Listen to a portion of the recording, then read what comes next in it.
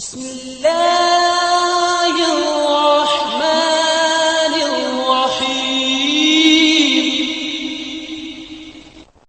اعوذ باللہ من الشیطان الرجیم، بسم اللہ الرحمن الرحیم۔ السلام علیکم۔ آج آپ کا میزبان ڈاکٹر کاشف بشیر تفہیم القرآن سیریز کی قسط نمبر 257 کے ساتھ آپ کے سامنے حاضر خدمت ہے، جس میں ہم انشاءاللہ سورہ مریم کی آیت نمبر 51 سے لے کر 65 تک کا ترجمہ اور تفسیر آپ کے سامنے پیش کریں گے، اس دعا کے ساتھ کہ اللہ تعالیٰ ہمارے اس پڑھنے کو اور آپ کے سننے کو قبول فرمائے اور اس کی وجہ سے ہماری زندگیوں میں مثبت تبدیلیاں رونما ہوں، ہمارے دل و دماغ کو اللہ تعالیٰ روشن فرمائے کہ ہم قرآن مجید کی تعلیمات کو صحیح طرح سمجھ سکیں اور آگے بھی لوگوں تک پہنچا سکیں۔ بسم اللہ الرحمن الرحیم۔ وَاذْكُرْ فِي الْكِتَابِ مُوسَىٰ إِنَّهُ كَانَ مُخْلَصًا وَكَانَ رَسُولًا نَبِيًّا۔ ترجمہ اور ذکر کرو اس کتاب میں موسیٰ علیہ السلام کا، وہ ایک چیدہ شخص تھا اور رسول نبی تھا۔ وہ ایک چیدہ شخص تھا۔ تفسیر میں آتا ہے اصل میں لفظ مخلص استعمال ہوا ہے جس کے معنی ہے خالص کیا ہوا۔ مطلب یہ ہے کہ حضرت موسیٰ علیہ السلام ایک ایسے شخص تھے جن کو اللہ تعالیٰ نے خالص اپنا کر لیا تھا اور رسول نبی تھا۔ تفسیر میں آیا رسول کے معنی ہے فرستادہ، بھیجا ہوا۔ اس معنی کے لحاظ سے عربی زبان میں قاصد، پیغامبر، ایلچی اور سفیر کے لیے یہ لفظ استعمال کیا جاتا ہے، اور قرآن میں یہ لفظ یا تو ان ملائکہ کے لیے استعمال ہوا ہے جو اللہ تعالیٰ کی طرف سے کسی کار خاص پر بھیجے جاتے تھے، یا پھر ان انسانوں کو اس نام سے موسوم کیا گیا ہے جنہیں اللہ تعالیٰ نے خلق کی طرف اپنا پیغام پہنچانے کے لیے مامور فرمایا۔ نبی کے معنی میں اہل لغت کے درمیان اختلاف ہے۔ بعض اس کو لفظ نبا سے مشتق قرار دیتے ہیں جس کے معنی خبر کے ہیں، اور اس اصل کے لحاظ سے نبی کے معنی خبر دینے والے کے ہیں۔ بعض کے نزدیک اس کا مادہ نبو ہے، یعنی رفعت اور بلندی، اور اس معنی کے لحاظ سے نبی کا مطلب ہے بلند مرتبہ اور عالی مقام۔ ازہری نے کسائی سے ایک تیسرا قول بھی نقل کیا ہے، اور وہ یہ ہے کہ یہ لفظ دراصل نبی ہے جس کے معنی طریق اور راستے کے ہیں، اور انبیاء کو نبی اس لیے کہا گیا ہے کہ وہ اللہ کی طرف جانے کا راستہ ہے۔ بس کسی شخص کو رسول نبی کہنے کا مطلب یا تو عالی مقام پیغمبر ہے، یا اللہ تعالیٰ کی طرف سے خبریں دینے والا پیغمبر، یا پھر وہ پیغمبر جو اللہ کا راستہ بتانے والا ہو۔ قرآن مجید میں یہ دونوں الفاظ بالعموم ہم معنی استعمال ہوئے ہیں، چنانچہ ہم دیکھتے ہیں کہ ایک ہی شخصیت کو کہیں صرف رسول کہا گیا اور کہیں صرف نبی، اور کہیں رسول اور نبی ایک ساتھ۔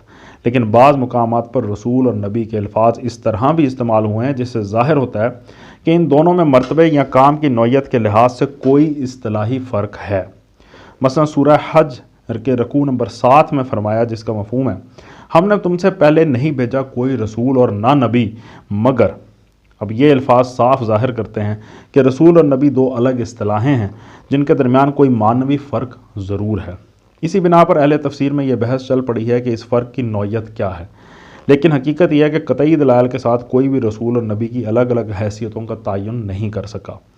زیادہ سے زیادہ جو بات یقین کے ساتھ کہی جا سکتی ہے وہ یہ ہے کہ رسول کا لفظ نبی کی بنسبت خاص ہے، یعنی ہر رسول نبی بھی ہوتا ہے مگر ہر نبی رسول نہیں ہوتا، یا بالفاظ دیگر انبیاء میں سے رسول کا لفظ ان جلیل القدر ہستیوں کے لیے بولا گیا ہے جن کو عام انبیاء کی بنسبت زیادہ اہم منصب سپرد کیا گیا تھا۔ اسی کی تائید اس حدیث سے بھی ہوتی ہے کہ جو امام احمد نے حضرت ابو امامہ سے اور حاکم نے حضرت ابو ذر رضی اللہ تعالیٰ عنہ سے نقل کی ہے کہ نبی صلی اللہ علیہ وآلہ وسلم سے رسولوں کی تعداد پوچھی گئی تو آپ نے 313 یا 315 بتائی، اور انبیاء کی تعداد پوچھی گئی تو آپ نے 1,24,000 بتائی۔ اگرچہ اس حدیث کی سندیں ضعیف ہیں مگر کئی سندوں سے ایک بات کا نقل ہونا اس کے ضعف کو بڑی حد تک دور کر دیتا ہے۔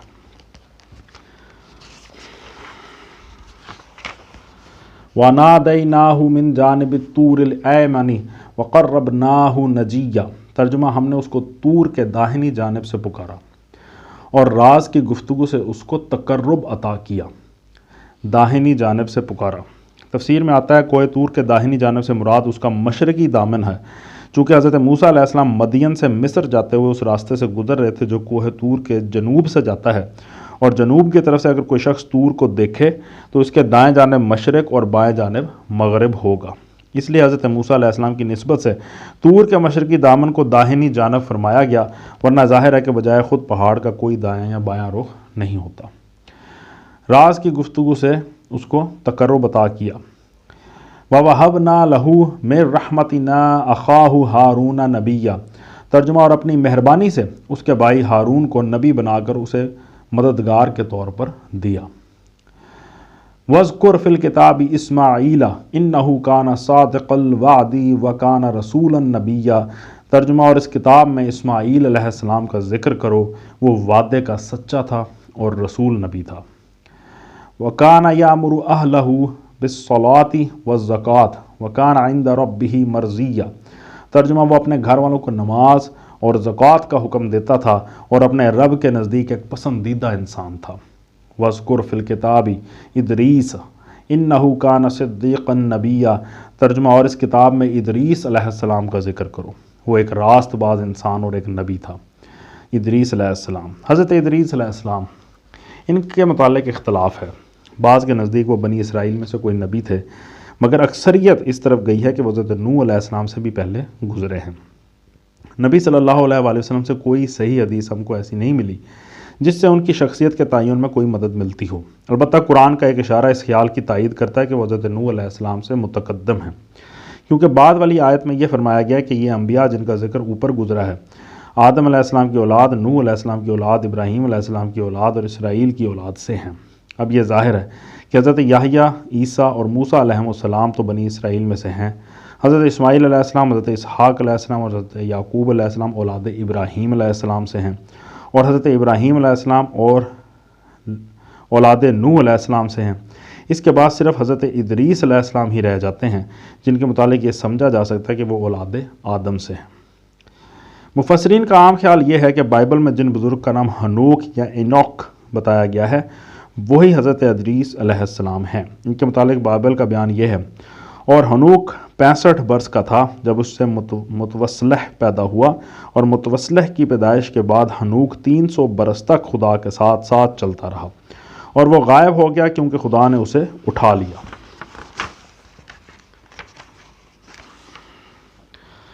ریفرنس ہے پیدائش باب نمبر 5 آیت نمبر 21 سے 24۔ پھر مزید آیا کہ تلمود کی اسرائیلی روایت میں ان کے حالات زیادہ تفصیل کے ساتھ بتائے گئے ہیں۔ ان کا خلاصہ یہ ہے کہ حضرت نوح سے پہلے جب بنی آدم میں بگاڑ کی ابتدا ہوئی تو خدا کے فرشتے نے ہنوک کو، جو لوگوں سے الگ تھلگ زاہدانہ زندگی بسر کرتے تھے، پکارا کہ اے ہنوک، اٹھو، گوشہ عزلت سے نکلو اور زمین کے باشندوں میں چل پھر کر ان کو وہ راستہ بتاؤ جن پر ان کو چلنا چاہیے، اور وہ طریقہ بتاؤ جن پر انہیں عمل کرنا چاہیے۔ یہ حکم پا کر وہ نکلے، اور انہوں نے جگہ جگہ لوگوں کو جمع کر کے واعظ و تلقین کی، اور نسل انسانی نے ان کی اطاعت قبول کر کے اللہ کی بندگی اختیار کر لی۔ ہنوک 353 برس تک نسل انسانی پر حکمراں رہے۔ ان کی حکومت انصاف اور حق پرستی کی حکومت تھی۔ ان کے عہد میں زمین پر خدا کی رحمتیں برستی رہیں۔ ریفرنس ہے دا تلمود سلیکشنز، پیج نمبر 18 to 21۔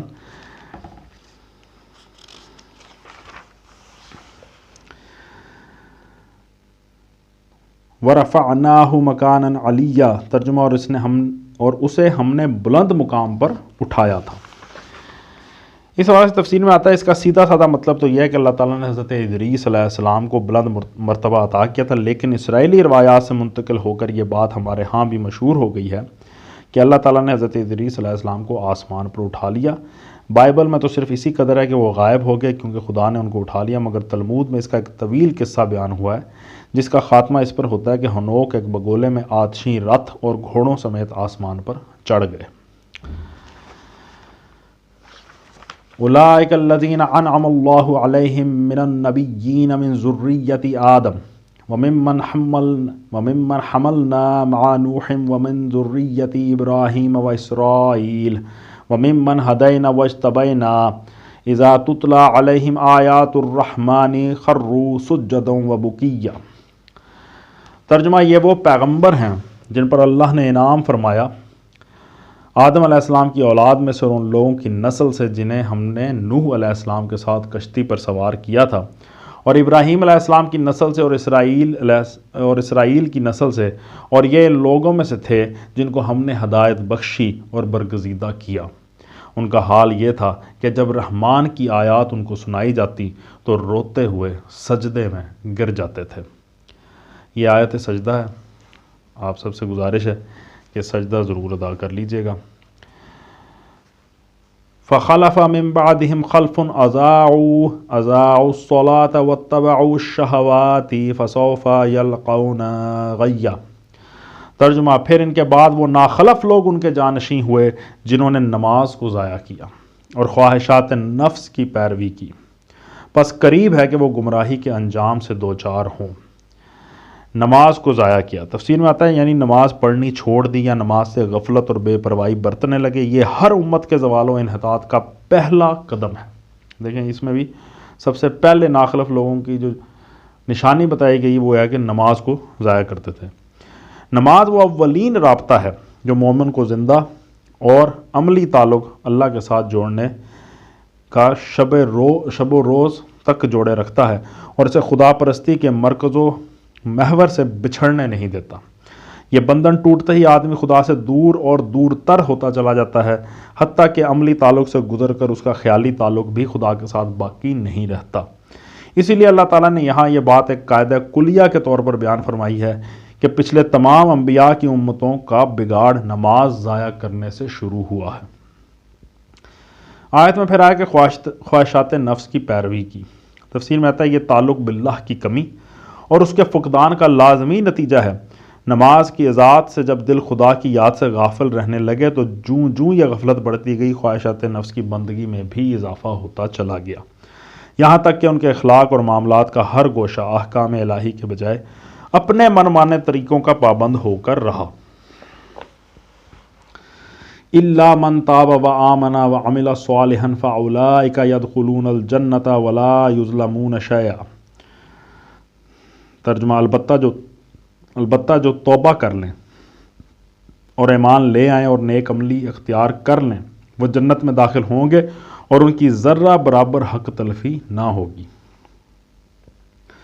جنات عدن التی وعد الرحمن عبادہ بالغیب انہ کان وعدہ ماتیا۔ ترجمہ، ان کے لیے ہمیشہ رہنے والی جنتیں ہیں جن کا رحمان نے اپنے بندوں سے در پردہ وعدہ کر رکھا ہے اور یقیناً یہ وعدہ پورا ہو کر رہنا ہے۔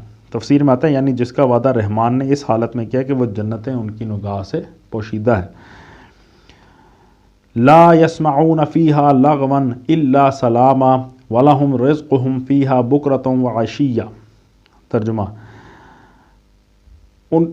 وہاں وہ کوئی بیہودہ بات نہ سنیں گے، جو کچھ بھی سنیں گے ٹھیک ہی سنیں گے اور ان کا رزق انہیں پیہم صبح و شام ملتا رہے گا۔ جو کچھ بھی سنیں گے ٹھیک ہی سنیں گے۔ تفسیر میں آیا کہ اصل میں لفظ سلام استعمال ہوا ہے جس کے معنی ہیں عیب اور نقص سے محفوظ۔ جنت میں جو نعمتیں انسان کو میسر ہوں گے ان میں سے ایک بڑی نعمت یہ ہوگی کہ وہاں کوئی بیہودہ اور فضول اور گندی بات سننے میں نہ آئے گی۔ وہاں کا پورا معاشرہ ایک ستھرا اور سنجیدہ اور پاکیزہ معاشرہ ہوگا جس کا ہر فرد سلیم الطبع ہوگا۔ وہاں کے رہنے والوں کو غیبتوں اور گالیوں اور فحش گانوں اور دوسری بری آوازوں کی سماعت سے پوری نجات مل جائے گی۔ وہاں آدمی جو کچھ بھی سنے گا بھلی اور معقول اور بجا باتیں ہی سنے گا۔ اس نعمت کی قدر وہی شخص سمجھ سکتا ہے جو اس دنیا میں فی الواقع ایک پاکیزہ اور ستھرا ذوق رکھتا ہو، کیونکہ وہی یہ محسوس کر سکتا ہے کہ انسان کے لیے ایک ایسی گندی سوسائٹی میں رہنا کتنی بڑی مصیبت ہے جہاں کسی وقت بھی اس کے کان جھوٹ، غیبت، فتنہ و فساد، شرارت، گندگی اور شیطانیت کی باتوں سے محفوظ نہ ہوں۔ تلک الجنۃ التی نورث من عبادنا من کان تقیا۔ ترجمہ، یہ ہے وہ جنت جس کا وارث ہم اپنے بندوں میں سے اس کو بنائیں گے جو پرہیزگار رہا ہے۔ وما نتنزل الا بامر ربک لہ ما بین ایدینا وما خلفنا وما بین ذلک وما کان ربک نسیا۔ ترجمہ، اے محمد صلی اللہ علیہ وآلہ وسلم، ہم تمہارے رب کے حکم کے بغیر نہیں اترا کرتے۔ جو کچھ ہمارے آگے ہے اور جو کچھ پیچھے ہے اور جو کچھ اس کے درمیان ہے، ہر چیز کا مالک وہی ہے اور تمہارا رب بھولنے والا نہیں ہے۔ تفسیر میں آتا ہے یہ پورا پیراگراف ایک جملہ معترضہ ہے جو ایک سلسلہ کلام کو ختم کر کے دوسرا سلسلہ کلام شروع کرنے سے پہلے ارشاد ہوا ہے۔ انداز کلام صاف بتا رہا ہے کہ یہ سورہ بڑی دیر کے بعد ایسے زمانے میں نازل ہوئی ہے جبکہ نبی صلی اللہ علیہ وآلہ وسلم اور آپ کے صحابہ بڑے اضطراب انگیز حالات سے گزر رہے ہیں۔ حضور صلی اللہ علیہ وسلم کو اور آپ کے صحابیوں کو ہر وقت وحی کا انتظار ہے تاکہ اس سے رہنمائی بھی ملے اور تسلی بھی حاصل ہو۔ جوں جوں وحی آنے میں دیر ہو رہی ہے اضطراب بڑھتا جاتا ہے۔ اس حالت میں جبریل علیہ السلام فرشتوں کو اس جھرمٹ میں تشریف لاتے ہیں۔ پہلے وہ فرمان سناتے ہیں جو موقع کی ضرورت کے لحاظ سے فوراً درکار تھا، پھر آگے بڑھنے سے پہلے اللہ تعالیٰ کے اشارے سے یہ چند کلمات اپنی طرف سے کہتے ہیں جن میں اتنی دیر تک اپنے حاضر نہ ہونے کی معذرت بھی ہے، اللہ تعالیٰ کی طرف سے حرف تسلی بھی، اور ساتھ ساتھ صبر و ضبط کی تلقین بھی۔ یہ صرف کلام کی اندرونی شہادت ہی نہیں ہے بلکہ متعدد روایات بھی اس کی تصدیق کرتی ہیں جنہیں ابن جریر، ابن کثیر اور صاحب روح المعانی وغیرہ میں اس آیت کی تفسیر میں نقل کیا ہے۔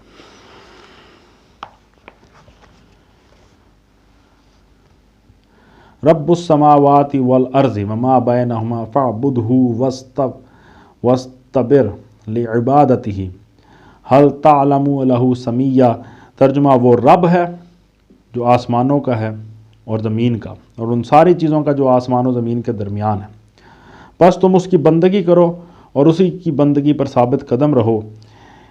کیا ہے کوئی ہستی تمہارے علم میں اس کی ہم پایا۔